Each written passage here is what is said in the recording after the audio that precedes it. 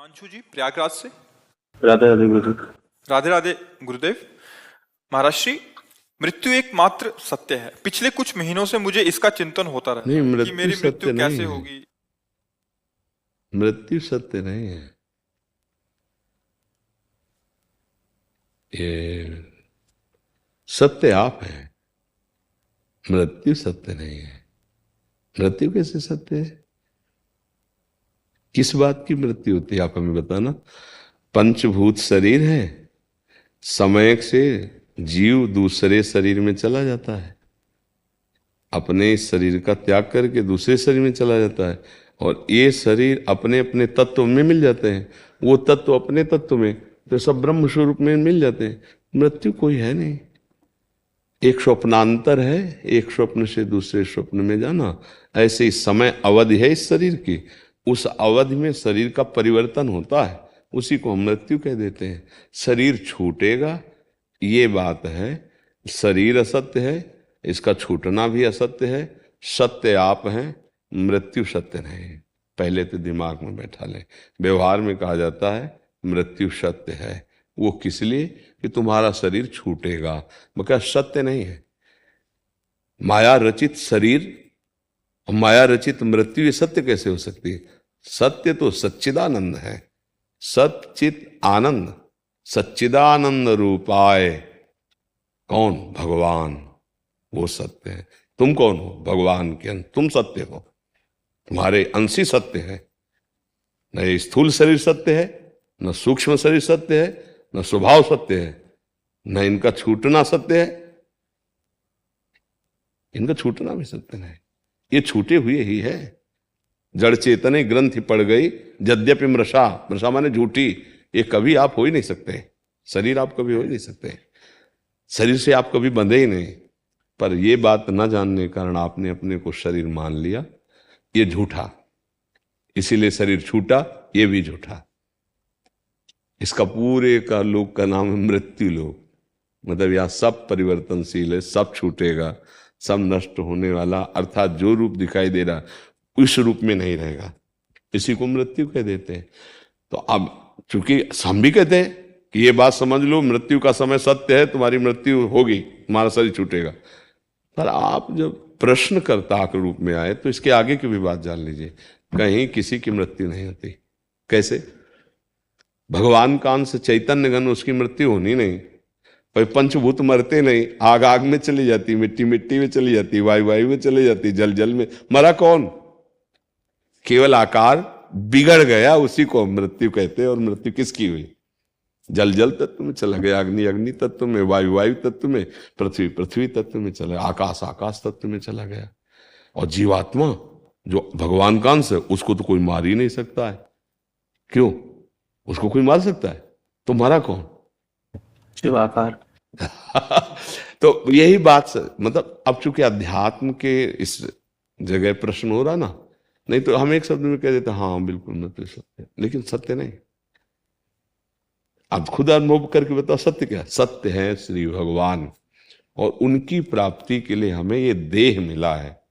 अगर आप भजन ना करेंगे तो एक समय में ये शरीर छूट जाएगा, भजन कर लेंगे तो आपका काम बन जाएगा, शरीर तो छूट ही जाएगा। ये एक सरकारी जैसे गाड़ी बंगला नहीं मिलते सरकारी आदमी को, तो उसमें आराम से रहता है, पर वो अपना नहीं मानता है। उसको पता है कभी भी ट्रांसफर आ सकता है, और जहां जाएंगे वह नया गाड़ी नया बंगला मिलेगा।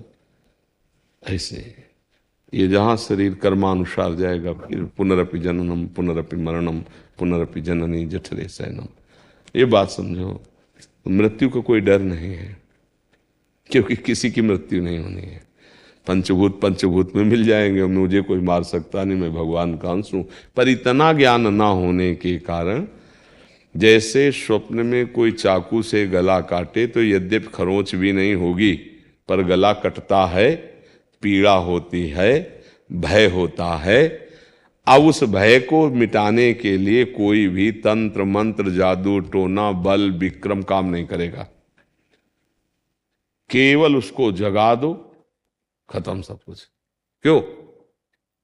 जो सपने सिर काटे कोई, और बिनु जागे दुख दूर न हो। कोई उपाय कर लो आप, बस एक ही उपाय जगा दो, ऐसे ही ज्ञान हो जाए तो न भैया किसी की मृत्यु थी, न मृत्यु है, न मृत्यु रहेगी। शरीर को मैं मान करके हम दुख सुख मृत्यु आदि को भोग रहे, ना होने पर भी। जैसे वो स्वप्न में कुछ नहीं था, ये जगने पर पता चला, लेकिन स्वप्न में तो बहुत चमकीली चाकू थी, काटने वाला बड़ा बलवान था, मुझे काट रहा था, पक्का काट रहा था। ये कब पता चला झूठा? जब जगे। ऐसे जब ब्रह्मबोध हो या भगवान से प्रेम, तब जे जाने जग जाए हेराई, जागे जथा स्वपन भ्रम जाई। कोई मृत्यु नहीं है, कोई दुख नहीं है, और सब दुख है, सब भय है। देखो ना स्वप्न में कभी अच्छे स्वप्न आते हैं, कभी दुखद स्वप्न आते हैं, है एक भी सत्य नहीं। स्वप्न में ढेर सारे भोग सामग्रियां होती, जब जगे तो कुछ नहीं। ये शरीर कैसे सत्य हो सकता है? जो अभी 1 घंटा पहले जागृत था तो मैं ये था, और जब सो गया तो इसका भान ही नहीं रहा, इसकी सत्ता ही नहीं रही। स्वप्न के शरीर में हम विचरण कर रहे, स्वप्न के समय पता था क्या कि स्थूल शरीर सैया पे पड़ा है? ये सब झूठा, ये सब झूठा। न ये सत्य, न वो सत्य, न स्वप्न सत्य, न जागृत सत्य। तो सत्य क्या है? बोले सच्चिदानंद भगवान, जो त्रिकाल सत्य है। अगर हम मृत्यु सत्य मान लेंगे तो फिर भयभीत हो जाएंगे। भयभीत हो जाएंगे तो पता नहीं सकारात्मक भाव आए या नकारात्मक भाव आए, दोनों बात हो सकती है। सकारात्मक भाव आएगा तो भगवान की तरफ भगोगे, नकारात्मक भाव आएगा तो अश्रद्धा हो सकती है, फिर डिप्रेशन में पहुंच सकते हो। तो क्या भाव था आपका ये कहने का कि मृत्यु सत्य है? महाराज जी, प्रश्न तो पूरा ये था कि मतलब अब मुझे ऐसा लगने लगा है कि मतलब मैं सोचता हूँ कभी कभी कि मृत्यु कैसी होगी।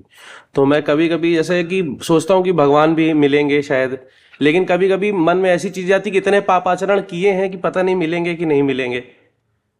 उसके बारे में कैसी होगी मृत्यु, सोच के बड़ा अच्छा भी लगता है कि भगवान सर पे खड़े हैं, हाथ फेर रहे हैं कि चलो। कभी कभी ऐसा दिन में भी लगता है कि सोच बैठा हूँ गाड़ी में, सोचने लगता हूँ कि गोद में लेके जाएंगे।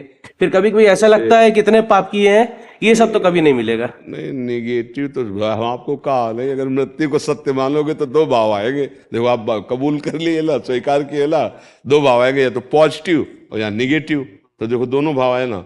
नहीं, अगर हम सकारात्मक और नकारात्मक दोनों भाव में सम आना सीख जाए, समता भगवान का स्वरूप है। यही अध्यात्म यही सिखाता है। अध्यात्म सम सिखाता है। सुख दुखे समय कृत्वा लाभा लाभौ जया जय, द्वंद्व विमुक्ता सुख दुख संगई। परम पद में आरूढ़ होने के लिए एक मार्ग है अध्यात्म, इस पर चलो। भगवान आए ना आए, हम उनकी स्मृति को नहीं छोड़ने वाले। पाप हो गए तो क्या हम पापी हो गए? क्या हमारा कपड़ा गंदा हो गया तो क्या हम गंदे हो गए? क्या? बहुत ध्यान रख। आप जीवन भर शराब पीते रहे और आज से आप शराब छोड़ देते हैं तो आपको कोई शराबी नहीं कहेगा, और आज से आप पवित्र हो जाएंगे। जीवन भर गंदा कपड़ा हुआ, एक बार अच्छा से डाल करके सर्फ और धो के फैला दिया, साफ हो गया। हम गंदगी को क्यों चिंतन करें कि हमने बहुत पाप किए? हो गया गलती, अब उसको साफ करो ना। इतने बढ़िया बढ़िया डिटर्जेंट है कि सब साफ हो जाए। है भगवान का नाम संकीर्तनम यस्य सर्व पाप प्रणाशनम। कितना बढ़िया साबुन है। राधा राधा राधा राधा राधा राधा राधा राधा राधा राधा। कीर्तन कर रहे, नाम कीर्तन कर रहे भगवान। हम इधर का एक सोचे कूड़ा कर एक भी पाप नहीं रह जाएगा। कितने अमोहितों का कितने डिटर्जेंट साफ करने। भगवान कहते सर्वधर्मान परित्यज्य मामेकम शरणं व्रज अहम त्वाम सर्व पापेभ्यो मोक्षयिष्यामि मा शुचः। मैं तुम्हें पवित्र करूंगा, मैं मोक्ष दिलाऊंगा, मैं पाप नष्ट। क्या यार परेशान हूं महाराज जी, हम फिर बार बार गंदा करते रहते हैं, बार बार कपड़े को गंदा करते। जब नाम चलेगा तो बार बार गंदा होने की प्रवृत्ति का नाश हो जाएगा। आज के सत्संग में था कि पाप नष्ट करने के तो बहुत से प्रायश्चित हैं, लेकिन वो पाप की जड़, पाप की प्रवृत्ति को नष्ट नहीं कर पाते। और भगवान का भजन पाप ही नहीं, पाप की प्रवृत्ति को नष्ट कर देगा। अगर हम नाम जप करते रहे तो बार बार जो हमारे अंदर पाप की स्फुरणा जहां से होती, जड़ से, जैसे बांस ऊपर से काट दो तो कई किनगा जड़ में आ गए, और अगर जड़े उखाड़ के उल्टा करके रख दो, अब फिर क्या होने वाला है? तो जड़े उखड़ जाए पाप की, वो नाम से होगा, नाम जप, भगवान का नाम। ये खूब अनुभूत बात कह रहे, सिद्ध बात कह रहे। भगवान नाम जप करो, अच्छे आचरण करो, धीरे धीरे खुद अनुभव करने लगोगे आप कि मृत्यु की मृत्यु हो गई। मरने से सब जग डरा, मेरो मन आनंद, कब मरी हो कब भेटी हो, पूरन परमानंद। सब जग मरने से खाए कब शरीर छूटे, मैं अपने प्रभु के धाम जाऊं, वो ललचा रहा है। जैसे भारी बलवान हाथी के गले से मालती पुष्पों की माला टूट जाए, उसे पता भी नहीं चलेगा, ऐसे भक्त की मृत्यु होती है। पापी पुरुष को जो जन्मत मरत दुसा दुख होई, वो भक्त को नहीं होता है। सहज में ऐसे आनंद में शरीर छूटा और भगवान के धाम। तो हमें लगता है खूब नाम जप किया जाए और ये सब बातें छोड़ी जाए कि हम कैसे तुम कैसे। हम जैसे हैं प्रभु के हैं। प्रभु अभी तक गलती हो गई, अब लो नसानी, अब ना सही हो।